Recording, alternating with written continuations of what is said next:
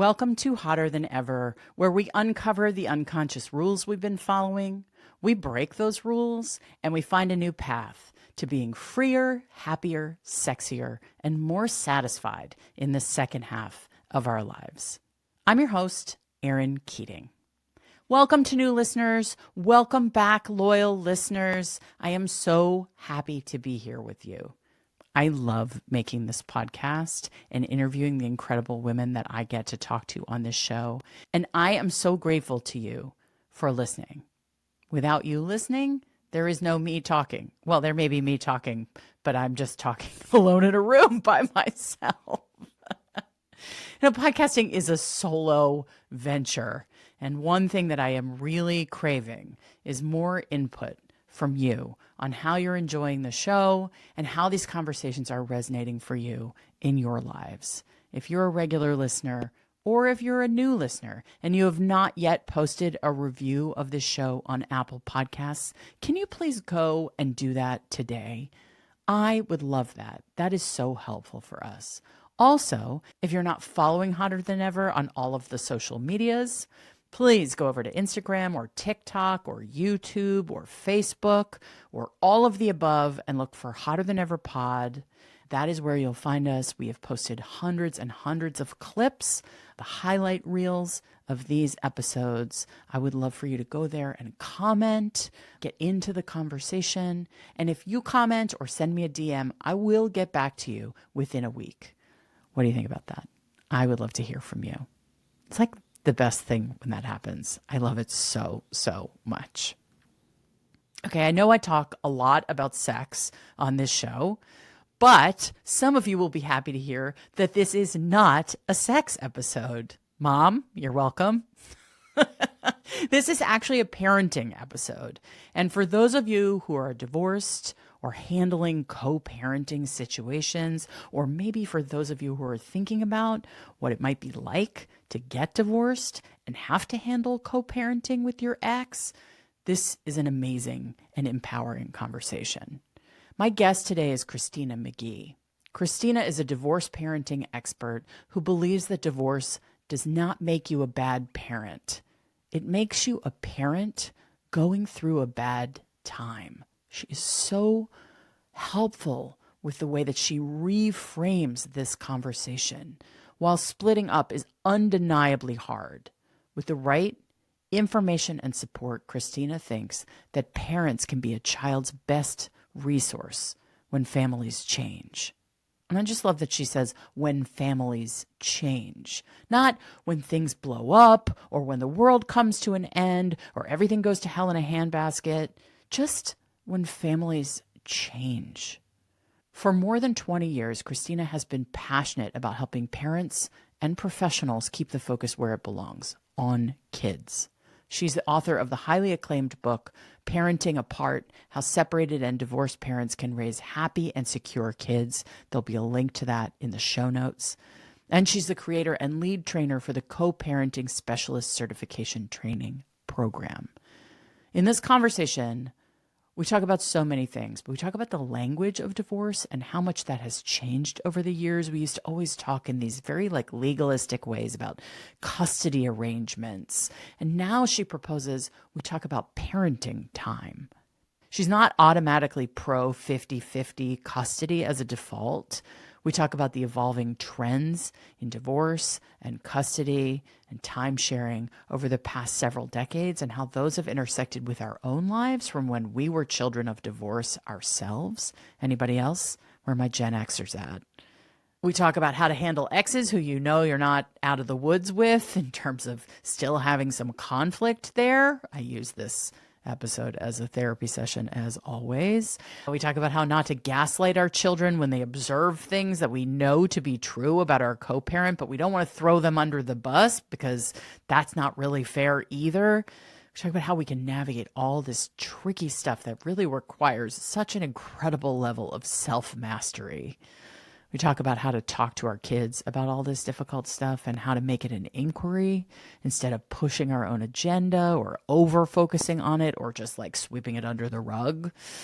There is always a middle path. Christina does not pretend that divorce and co-parenting is easy. But she's seeing a lot of examples of people who are figuring it out because they both want what's in the best interest of their kids. And if you can get to that place with your ex, I feel like what a lucky divorce you are having. All right, let's get hot. Christina McGee, welcome to Hotter Than Ever. Oh, it's a pleasure to be here. Thanks for having me. I'm so happy to have you here. So many of the Hotter Than Ever listeners are divorced with children. And I am happy to have you here today to talk about the best ways to handle it so your kids don't get messed up. I think that's whenever, when I was considering getting divorced, my biggest fear was not what would happen to me, but how the kids would handle it. They were 9, 10 years old. They're twins. They're 14 now. They're doing great. But that was my biggest fear. I was a child of divorce, and divorce was a different deal in the 70s and 80s. So I'd love to start there as like, how has divorce and co-parenting changed since we were kids? Yeah, well, I think the fact that we're just calling it co-parenting, right, is a big change. Because I don't know, but I'm a child of divorce. My parents divorced in the 80s, and it was X this, X that. There were no supports. The interesting thing is that now more than ever, right, parents have so much available to them. We've got divorce coaches, we've got therapists, we've got online programs, apps to help you communicate better. We can text, we can phone call, we can use good old-fashioned email, which now email is kind of So old-fashioned, right? My daughter's like, just take out a stone tablet and why don't you carve me a message, Mom? My kids are like, I don't read email. Yeah. Yeah, exactly. Like just text it to me or send me a voice memo. But so we have all these things. But the interesting fact is that even though we have access to more information, more tools than ever, the vast majority of parents are still dealing with divorce in relative isolation, and so are their kids. Why is that? Well, I don't have any scientific research to roll out, but in my opinion, after doing this work for 20 some odd years, I think that the stigma and the shame that people still feel, right, is alive and present. We still hold this gold standard of what a good family is, and it involves, 2 parents, 2.5 kids, and a dog named Skippy and a white picket fence. And we're holding this standard, even though divorce is more common now than it was back then, right? Back then it was like the dirty little secret. People talked about it in hushed tones. Nobody, really showed up with a casserole and said, how can I support you? Oh my God, definitely. And they're still not showing up with casseroles saying, how can I support you? Yeah. But it's kind of become this normalized trauma in our society where it's happening to lots of families, but we're still not doing a very good job talking about it or supporting families in changing. Yeah. Yeah, definitely. I mean, my parents divorced in the mid 70s. I was definitely the first kid of divorce in my cohort. And then by the time I was in middle school, I feel like when my peers' moms got their careers together, Yeah. lots and lots of divorces happened. And I was the kid who all the other kids came to and were like, I was like their therapist, like around divorce issues, because it was old hat for me. But it was brutally hard. And when we talked in advance of this conversation, you said something to me that blew my mind, which is the word custody is out of favor. My childhood was the word custody is like a neon sign over my head and over my brother's head, he has a different mom and they had a different divorce from my dad.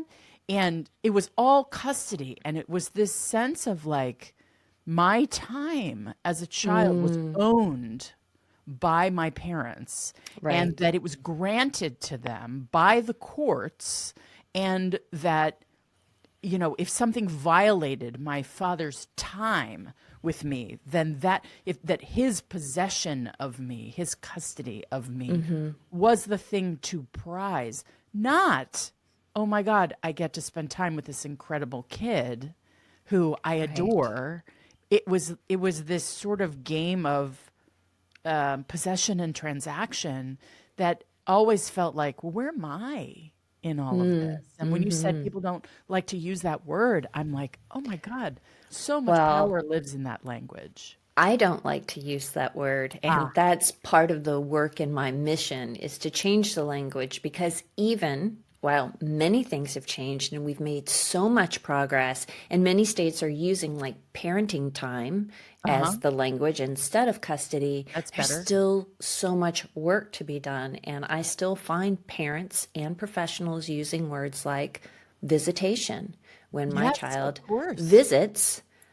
When it's my custody time, lots of parents get caught up in this my time, thinking like it's a commodity. Yeah. And I share with parents and professionals that when you treat time with children like a commodity, that that whole dynamic you just so beautifully described, when that's the way we treat time with children, they internalize that as something they need to be tracking, that they need to keep balance, that they need to, here comes the F word, fair. They need to make sure it's fair for their parents, and they're not concerned about themselves. I've even, in a documentary project that I'm a part of, there's a young woman in there talks about her time like a pie chart, like 25% here, 25% here, and she's always asking herself, like, did I do it fairly? Did I do it equally? Right. As What a though it's burden. her responsibility. I mean, I still feel some of that as Yeah. a child of divorce when I go home and visit my parents. I feel a physical sort of like historical experience in my body of like, well, if I do this with her, then I have to do that with him. And if I, Yeah. like, because I somehow contain the responsibility for their well-being, Well, and I that's think as a so child of common. divorce, like that is how a lot of us feel.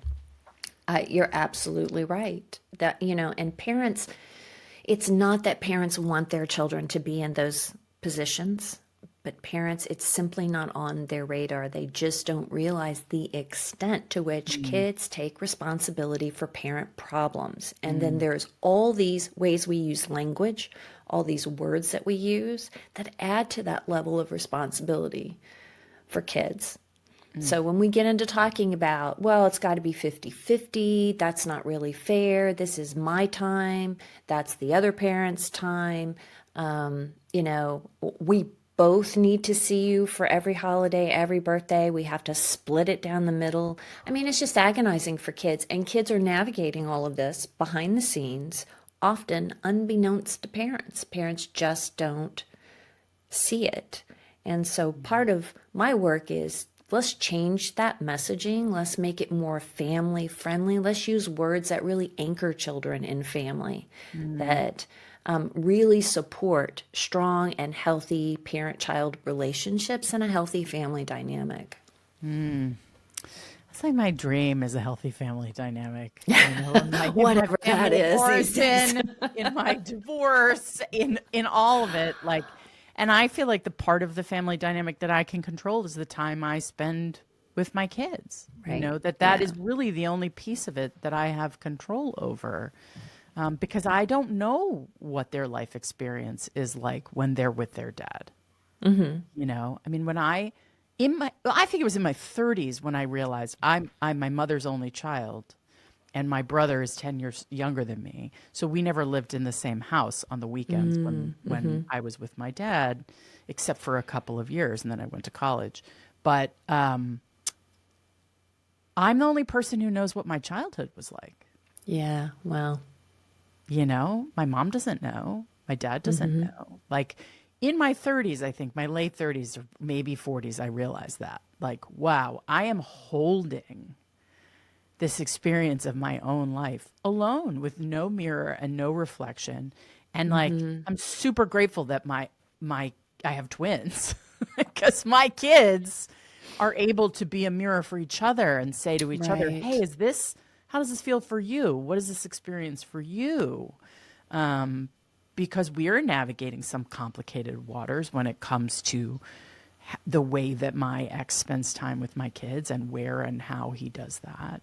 My situation is maybe not as is not the norm, but I leave the house every other weekend and my ex comes and stays here with the kids so that Wow. the kids What don't a have to gift. go anywhere. And I give it to them for their relationship with their dad, and I give it to him for his relationship with the kids, and I give it to myself. Otherwise, I would literally never have a night off from being. Yeah. And sometimes it doesn't work. Sometimes there's conflict. And then I have to come home and cancel my plans, Yeah. because I'm it. Like, I'm the parent. Like, I'm the consistent force. And that's intense. That's It is. intense, It is. But I just want to circle back to something that you just said that I find really interesting when you talked about, like, I'm the only one who holds this experience, that really understands the experience of being a child because I'm an only child. And what I would want to say to parents out there is that doesn't have to, whether you have one child or three children or, five kids, it doesn't have to be that way, because I think parents, when they can be sturdy and grounded and attuned to their children's emotional needs and hold space for those conversations, they can share that experience. They can't fully know it the way their child is experiencing it, but they can validate what their child is experiencing. They can witness, they can stand in those spaces with their child. And in doing so, that helps kids feel seen and heard, feel valued, and it helps them learn how to trust their own feelings, right? Pay attention to what's going on for themselves. And it also creates, meaningful opportunities for conversation, right? When you can be an approachable parent, and you say, oh man, I get that. I can understand. Wow, that sounds really hard. I didn't realize this. What can we do to make it better? How can we change things? How can we deal with this? That's so incredibly valuable for kids. And that's where I feel, with the right information and support, parents can be that resource for their kids. I love that so much, because I think it's hard to remember sometimes when you're in the sort of chaos of a divorce and the aftermath of the dissolution of one idea of family and the reinvention of a new idea of family, that the best thing you can sometimes do for your kids is say, like, hey, want to talk about it? Like, hey, I'm here for you. I know that I have this relationship with your dad that you obviously know didn't go that well because we're not together anymore. However, I see you're going through something. Do you want to talk about it? And what do you need from me in this conversation? Do you just want to vent? Do you want my opinion? You need me to just hold you? Like, Yeah. I'm here to give you what you need. Maybe you don't even know, but let's start the conversation and know that those things are possible. No one ever talked to me like that. Right. As a kid, no one ever talked to me. Everybody just acted like we were all hostages to this fucking situation. And I had to suffer. I had to deal. I had to suck it up. These were the rules. Yeah. Well, that's what you did. That's what you did. Yeah. Yeah. Gen X had a lot of suck it up, buttercup in our in our upbringings. What a great t-shirt, right? Right? And I feel like we all have this like oppositional defiance disorder now, because we're all like, fuck you can't make me. Because there was so much we were made to do, especially if we were living in the consequences of the first generation of divorce and what was then known as custody arrangements. You know, I mean, as a result of our feminist moms and birth control and financial independence and all the things that women didn't have before that, you know, before the 70s when everything totally shifted. So it's so interesting that this is the next generation trying to figure out from the other side, how do we do this differently? So I've seen co-parenting situations and 50-50 kind of parenting arrangements that work really well. But what characterizes the ones that work well, and what characterizes the ones that don't work as well? Well, I think when you can develop a time sharing arrangement, right, a parenting schedule that's built around your children's needs and not what feels fair, like that's a good starting place. So I will tell you quite openly, I'm not an advocate of 50-50 time sharing. Interesting. Why not? Well, because that's based on a model of what feels fair for parents, which doesn't always feel so great for kids. That And sucked for my brother. It sucked for him. He had that, and it sucked. There was so much back and forth, and then every other Wednesday, and whatever looked good on a calendar that like seemed like equity in a courtroom, like really bad for him and his. Well, and that's where a lot ability. of those plans emerged, right? We Right. went from one extreme where it was mostly moms always having the majority of the time and taking the lion's share of, you know, child rearing responsibilities. And then we had kind of this evolution where we went to the other end and we said, nope, we need to make it fair. And so we're going to move to this model of 50-50. What I believe in is we need to take a look at what do our children need first, and how do we craft an equitable time sharing arrangement? Is the amount of time important? Sure, it is, right? But the quality is equally important. And I encourage parents to ask themselves, like, what areas of our parenting and our relationships do we need to work together to safeguard? Like, what are some things that our children have come to share with us that we want to keep in place? What needs to change and what needs to stay the same? And I think those are really important questions to ask. The other thing is that no matter how much energy you put into crafting a time sharing arrangement for this moment in time, children's needs are going to change. And so what worked when they're Always. 3 is not going to work when they're 13, might not even work when they're 5, 6, 7. And so how do we build in some flexibility? Because even though your relationship has changed, your children's needs have not. It's so interesting to hear you say that, because sometimes the communication between the people who are getting divorced is so fractured that when you've figured out a thing that required a lot of communication, then you just want to set it and forget it because you don't want to have to go back into what was potentially a fraught negotiation. You know, like mine wasn't quite that, but any kind of communication with your ex is off. If you're me, focus group of one, fucking always focus group of one. It's hard. It is hard. It is hard. As much as I try my best to be the biggest person I can be and the most child-centered person I can be, those communications are hard. Making those agreements are hard. And the idea, which is just the truth, that like nothing is a constant in your life as a parent as much as the idea that your children change. They change and change and change. They evolve and evolve and evolve. Their needs are different all the time. I remember when the kids were really little and there would be a thing that they were doing that I was like, this is going to kill me. Like, I hate this, or this getting up in the middle of the night, or this kind of defiant behavior when they were 3, 4 years old, like their attitude, whatever. And I just have to remind myself, the only thing I know as a parent 100% is that give it 6 months, it's going to be completely different.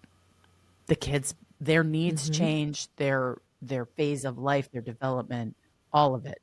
from the beginning of eighth grade to the second semester of eighth grade, which is where I am, my kids are wildly different people. Right. Yeah. But You that know, is the only constant in life, right? Change. correct, And correct. that's whether We hate it though. you're married or you're divorced. It's still, I mean, we're talking about parenting. Yeah. And it is hard. It is so hard, but I encourage parents to think that you get to choose your hard. Right? And sometimes we think that what we're doing in the way that we're doing it, like communicating with your co-parent is really, really hard. But what's harder? Your kids suffering in silence, your kids not feeling like they can bring something to you. And we do, as parents, hard things for our kids all the time. Yeah, we do, because they're the most important people in our lives and we want to do right by them.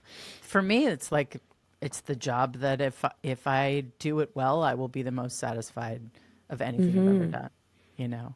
It's also the thing that brings me I'll cry because I love my kids so much. But it brings me the most joy. Yeah, You know, it's the most fun. I love having teenagers. I love it. I think it's extraordinary. You know, they're 14. I relate to changing. I relate to evolving. I relate to discovering, you know, and that's the phase that they're in. But, you know, one of the things I wanted to run past you, since I always like to use my podcast as a therapy session, is how do you handle discipline differences? Because I don't believe in discipline. Like that word to me is gross. It's a horrible word. Like it's so negative and it's so fucking antiquated. Like it's antiquated. I don't understand. Like I solve everything with my kids through communication. I don't do punishment and reward. You know, I don't do that. Like I don't do the I'm going to take your phone away. The only thing I'll do, because I know it motivates my son, is I'll say, you're going to get less allowance this week. If you don't stop X. Because he gets into like a rut with like saying things that are making me, like certain phrases that are making me crazy. And he'll say it over and over. Like recently he started saying the word fuck boy, like around the house. Like, oh, something's a fuck boy. I'm like, no, like you need to stop. And the consequence I'm going to give you for that is, would you like less allowance? Like, would you? And he's like, okay, Mom, I'm sorry. I'm sorry. I get that you mean it. Like if I bust that out, then I really mean it, right? My ex has conflicts with the kids, and I assume I'm supposed to call him my co-parent, but whatever, he's my ex. Happily. My kids don't listen to this podcast.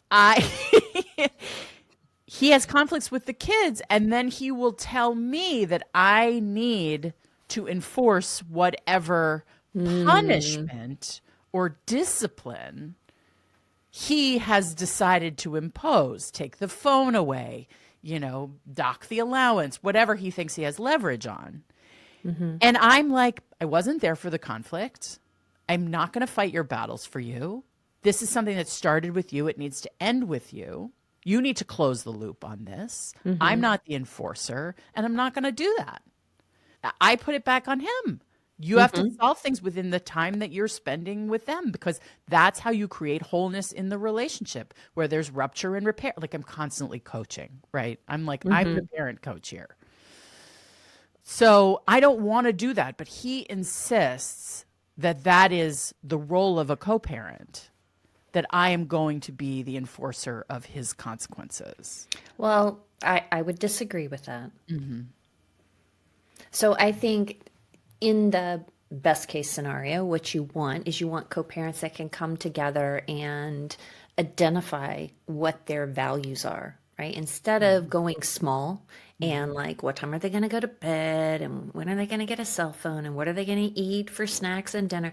I say go big, and let's look at, on a very broad level, what are the things we want for our kids, right? We want our kids to have a good education. We want them to feel loved. We want them to feel secure in family. We want, you know, them to be respectful, and we want them to have values. And then after you hit those overarching big ticket items, then we can kind of get into individually, How are we going to support these values? What are we each going to do? So when it comes to being a good co-parent, doesn't mean you do everything exactly the same. It doesn't mean that you have the exact same consequences or that you have the exact same rules, but you're real clear where you agree and where you disagree, and you allow different to be different. Now, when it comes to like discipline handovers, that's certainly something that the two of you want to talk about ahead of time, not in the moment, right? And there may be some things that you are in agreement on that maybe do, you need to present that united front. In some circumstances, you may not be able to, and you need to say, don't set a consequence that you can't enforce within the scope of the time that you're with kids. As the other parent, if you're not the one that is enforcing that consequence, if you're not that united front, I do believe that you have to support and value that the other parent, right? They had an issue with this. It doesn't matter, because sometimes kids want to play both ends against the middle. Right? And so you need to support respecting the other parent if they're behaving in a respectful way. And that's tough, right? That is tough by and large when we can, because the thing is that kids may come and they go, oh, can you believe dad did blah, blah, blah. And you're like, yeah, I know. What was he thinking? Well, today, you're top dog. Tomorrow, you might not be. So I think in general, under normal circumstances, when a parent is being responsible, but they have a difference in you, right? We need to support respecting one another. I and struggle giving with kids that, to message. be totally honest. A lot of parents do. When my kids observed to me behaviors that caused me to get divorced in their father, I'm not going to lie to them and tell them they're not seeing the truth. Like, they are seeing the truth. And I don't want to throw him under the bus, and I don't want to insult him, but I also don't want to gaslight them into thinking that what they're seeing isn't real. And I think there's ways that you can accomplish that. It's a very delicate balance, really right? is. It's so hard to walk. But I would say when parents are in those circumstances, and I work with a lot of parents who they're like, Christina, right? The parent is behaving in a really toxic way. I don't want to undermine my kids. I don't want to gaslight them, because parents in those situations where you have a co-parent who's not behaving with integrity or is doing things that are either emotionally abusive or dysfunctional or really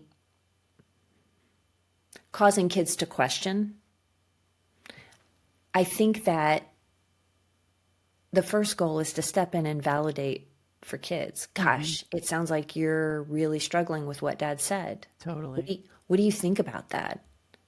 What do you think about what dad said? How do you feel about that?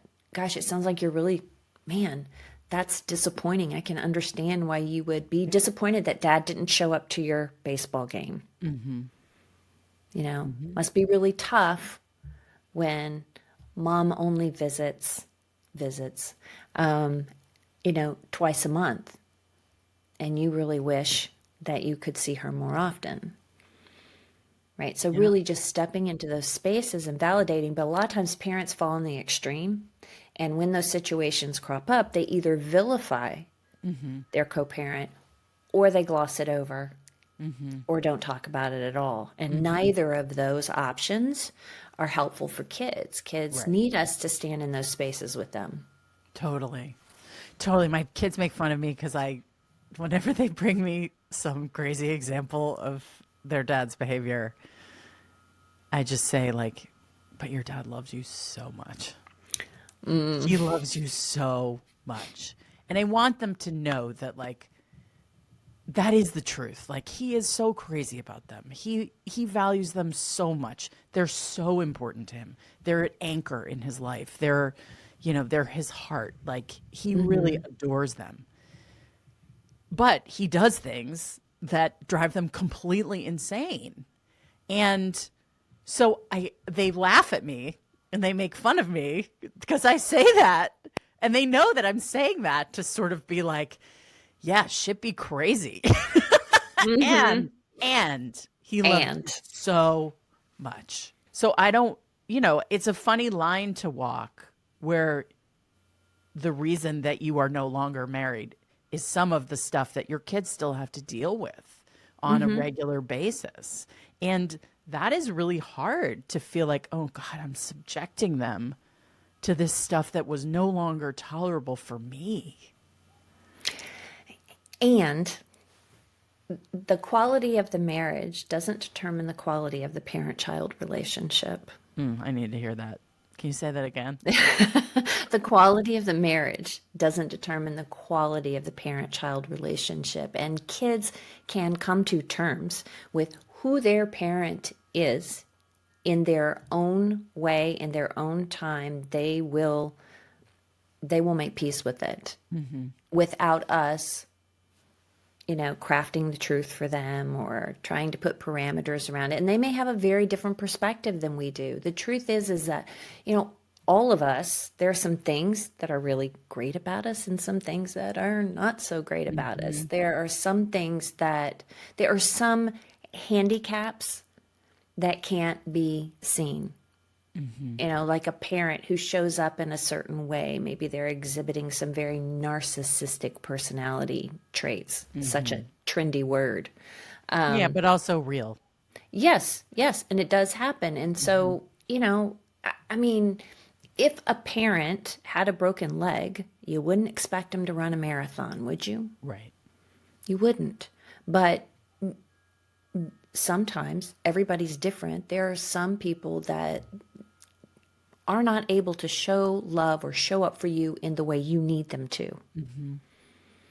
And it's not that the love isn't there or it's not that it's intentional, but it may just be the way they are. And so we have to kind of help kids set expectations and learn how to navigate that.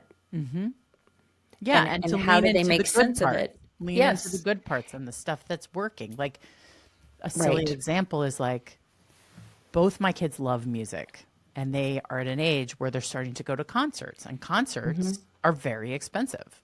Yeah. And I carry the financial load of raising the kids, but their dad really cares about music and really wants them to have a close relationship with music in their lives because it's been so healing and important for him. And so I will say to them, I'm not buying you that ticket. I'm not buying you that ticket, but you might try your dad and he'll probably drive you and pick you up. Like, because that's something you have in common that you share. It gets gets him to pay for some stuff. And B, it meets everybody's needs, and it's an area where I know he excels. And like it's a very small example, but it's one of those things where it's like lean into the good things about your parent and the place where you connect and let him take care of you in this way that you want to be taken care of. Well, I think it's great when we can help kids develop points of connection Yeah. to both parents. And that is really hard for many, many parents. And I have parents that say, oh, well, Christina, what if I don't have anything good to say about the other parent? I just can't think of one single thing that is valuable or worthwhile about them. So I don't recommend that you are disingenuous. I don't recommend you say things you don't mean. However, if that's where you're at in your co-parenting relationship, then support your children's Right. thinking and experience. Support their positive comments. Support the way they see the other parent, what they love and like about them. And that's no skin off your nose. Right. Totally. Totally. Yeah. Yeah. This stuff is so complicated and there's no other context where you have to continue an intimate relationship with someone who you have officially broken ties with.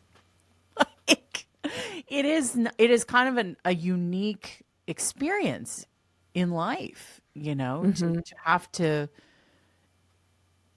do the most important job you've ever taken on, kind of in these circumstances that are so hard and so require communication, which is often the thing that it wasn't there to begin with, that would have saved the relationship if there had been better communication. Like, I just say that to say, like,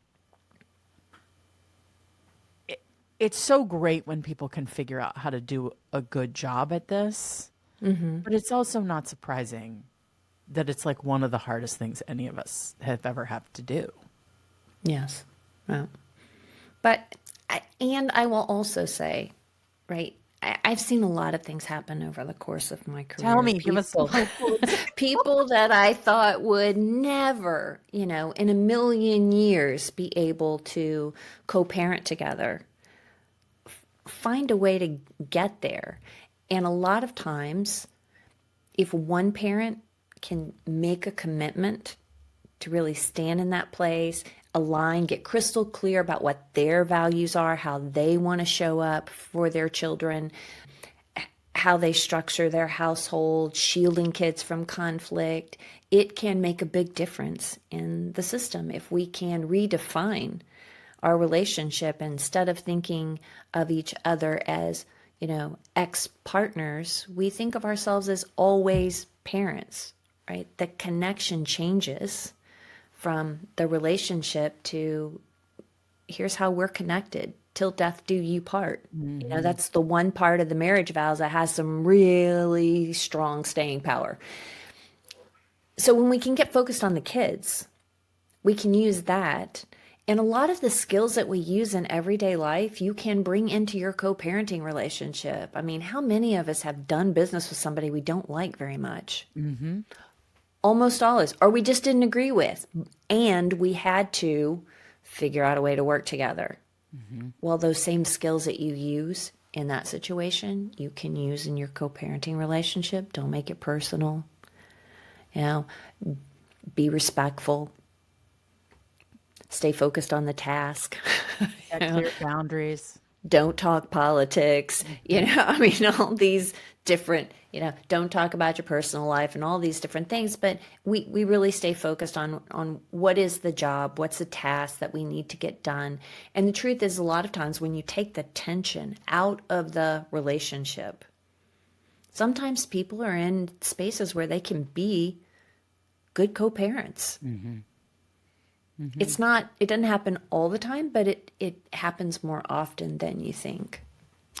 Well, that's hopeful. I mean, for me, it has ebbed and flowed. And like, I'm still working through the anger from the marriage. Yeah. And what I realize more and more is that my task as a parent is self-mastery, is to really be intentional about how I communicate with my kids, how I communicate around this sensitive issue of their dad and their relationship with their dad, and how I can be supportive of the ways in which he shows up for them so that they can see the positive, not just the drama and the conflict and the how hard it is, because it is hard on them, but there's things about him that they like that they don't like about me. You know what I mean? So like and I'm glad about that. I'm really glad about that. Like I want nothing more than for them to have two parents who really are available for them for whatever they need for the rest of their lives. My shit aside. Yeah. Yeah. But it's hard. It's hard. It's hard to be that in control of yourself, especially if you're your co-parent, or I'm trying to use better language than ex, but that is the most empowering feeling word for me right now, especially if they are prone to creating conflict.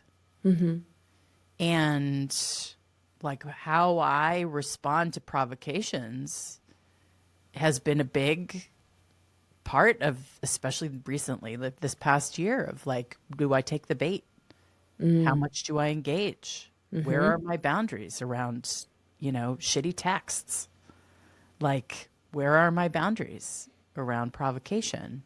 And my boundaries have become finally very clear. I do not engage. And I've made that really clear. Like, I'm sorry, you can't talk to me like that. I will not talk to you if you text me. I will not write you back, just to be clear. Like, Well, I think we forget that not responding is a response, yeah. right? We have a choice. And I like to give parents the analogy of, how many of us have played tug of war, right? You each have an end of a rope and you're pulling as hard as you I can. love this example. Well, what happens to the game if one person drops the rope? There's no game. Right. Game over.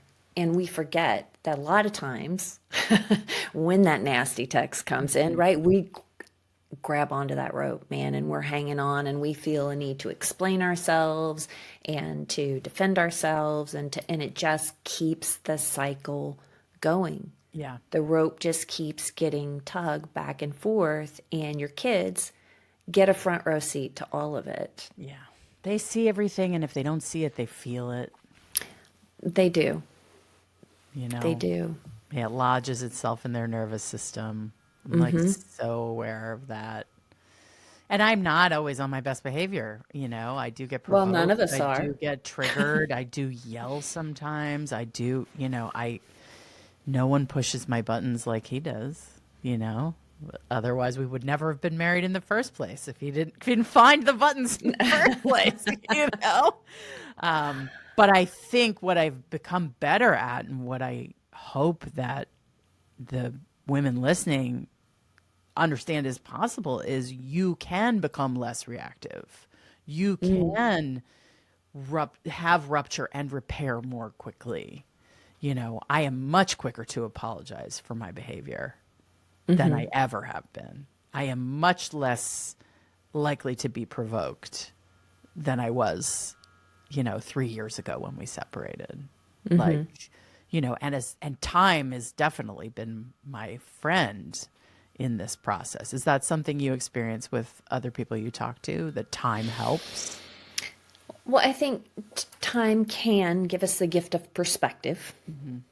And I encourage parents when you're in it, or you're faced with a really challenging situation or decision, to ask yourself, how much is this going to matter to me in 6 months? How much is it going to matter in a year? How much is it going to matter? Will I even remember it in 2 years? A lot of the things that we're losing sleep over in the grand scheme of things don't really matter that much. I think the other thing that's really important, and it's the step that lots of parents skip over, and that is the need to not go it alone. Like in those beginning stages when parents can get access to good information and support, that's really the defining difference. And how you start the process can have a huge impact on where you end up. So when families have access to that support, when parents can get grounded sooner rather than later, and kids are going to stand a much better chance of emerging through this process as healthy, well-adjusted, happy kids. Yeah. Yeah. I wish that part of mediation, which is what we did, because I went through too many court battles around custody stuff when I was a kid, my own and my brother's. I refused to do that. But I wish part of mediation was the mediator being like, okay, now this part is done. Now, guys, go call Christina McGee because she's going to help you figure out how to do the co-parenting piece of it, because, you're sort of left out to figure everything out on your own. And it's such a heady time when a marriage dissolves, especially when you have kids. I think for everyone, but especially when you have kids, there's so much complexity to untangle and so many new arrangements and dynamics to figure out. And we're all just like brailing it through, we're just like blind because we've never been through it. And so the fact that, you have written a book about it, that you train other people in how to do this really challenging stuff is so important. The work you're doing is so important. Well, the good news is that mediation is changing, and there are mediators out there who would, sit and talk with you and ask you, what do you want life to look like for your kids at the end of this? And what are some things we need to be talking about now that are going to build a more durable agreement between the two of you? That's going to, how can we build in flexibility? Tell me what life is like for your kids now. And those are the professionals I'm training. So there is a movement, and I'm very committed to that movement to really reshape how families are going through this change and process, that it doesn't have to be, we have these boxes to tick with the court and that's it, and we're done and we move on from here. Because the truth is, you spend all this time and energy crafting this plan, you tick these boxes, the ink dries, real life kicks in, and the wheels fall off. Like, parents aren't prepared, kids aren't prepared, and then that just perpetuates more of the strong reactivity, more of the strong emotions, more of the conflict. So, to my way of thinking, the more we can do on the front end, really seek out professionals. And maybe you need a team. When I say don't go it alone, maybe you need a mediator who understands about a child-centered process and has been trained. Maybe you need a coach like me. Maybe you need a therapist too. You definitely need a therapist. And if you can't access all those people, there are books, there are online support groups. Find a good friend who will tell you what you need to hear and not what you want to hear. Find your people, build your circle of support. Just make small little changes, and they add up in a very big way over time. Yeah, the support piece of it, the community piece of it is so So important. and so hard when you're going through something so challenging as, really changing your household, changing your family dynamics in such a profound way. Everything changes. Everything changes on every level all at once over an extended period of time. So it's huge. I mean, on the stress of adjusting to change scale, divorce rate's second only to the death of a spouse in terms of the amount of stress it generates in a person's life. And that's not like to depress people, but that's just to say the magnitude of this change is so profound for a family, for you, for your kids. And very often thinking about finding support doesn't rank very high on the priority list. Right. It's just as overwhelming because people don't know where to go or who to trust. They're doing that 2 a.m. Google search. Right. Tell me what to say to my kid when. AI. That's what I do. And that's why I love podcasts like this, right? People who are willing to say, let's have a conversation about this. Let's broaden the conversation. Let's change the conversation. Let's introduce some other ideas about how you can approach this. And I think that that's really powerful. And that's the kind of thing that gives me a lot of hope. Yeah, look, we're here to give women hope. I mean, Hotter Than Ever is all about giving women permission and ideas for how to do things differently in the second half of their lives. We don't have to have the divorces our moms had. Right. We don't have to have custody arrangements. We can have, parenting time. What do you want our listeners who may be navigating divorce or co-parenting situations or considering what their lives might be like if they get a divorce and need to do co-parenting?